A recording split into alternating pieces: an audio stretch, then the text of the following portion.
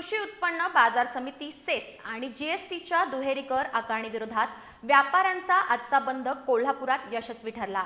जिल्हाधिकारी कार्यालयाच्या प्रवेशद्वारावर व्यापाऱ्यांनी घोषणाबाजी करत तीव्र निदर्शनं केली, तर शासनानं मार्केट सेस रद्द न केल्यास राज्यभरात बेमुदत बंद आंदोलन छेडण्याचा इशाराही देण्यात आला आहे। कृषी उत्पन्न बाजार समिती सेस आणि त्यावरती झालेल्या वारंवार वाढीव वसुलीनं त्रस्त झालेल्या व्यापाऱ्यांनी आज कोल्हापुरात जोरदार आंदोलन छेडलं। दुहेरी कर आकारणी रद्द करा, मार्केट सेस रद्द करा, जीएसटी कायदा सुटसुटीत करा अशा घोषणा देत जिल्हाधिकारी कार्यालयात व्यापाऱ्यांनी एल्गार केला। त्यानंतर तहसीलदार गृहशाखा स्वप्नील पवार यांना निवेदन देऊन मार्केट सेस कायमस्वरूपी रद्द करण्याची मागणी करण्यात आली। व्यापाऱ्यांच्या म्हणण्यानुसार अन्नधान्य आणि खाद्यान्न वस्तूंवर आधीच 5% जीएसटी आकारला जातो, त्यावरच पुन्हा बाजार समितीकडून आकारली जाणारी सेस म्हणजे स्पष्ट दुहेरी कर आकारणी।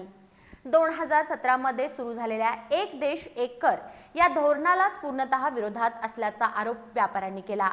चेंबरचे अध्यक्ष संजय शेटे तसंच माजी अध्यक्ष आनंद माने, प्रदीप कापडिया आणि वैभव सावर्डेकर यांनी बाजार समितींना थेट सवाल केला, जेव्हा सर्व वस्तूंवर जीएसटी लागू आहे तरी सेस वसुली का? शासनानं या प्रश्नावर तातडीने निर्णय न घेतल्यास बेमुदत बंद आंदोलनाचा इशाराही त्यांनी दिला।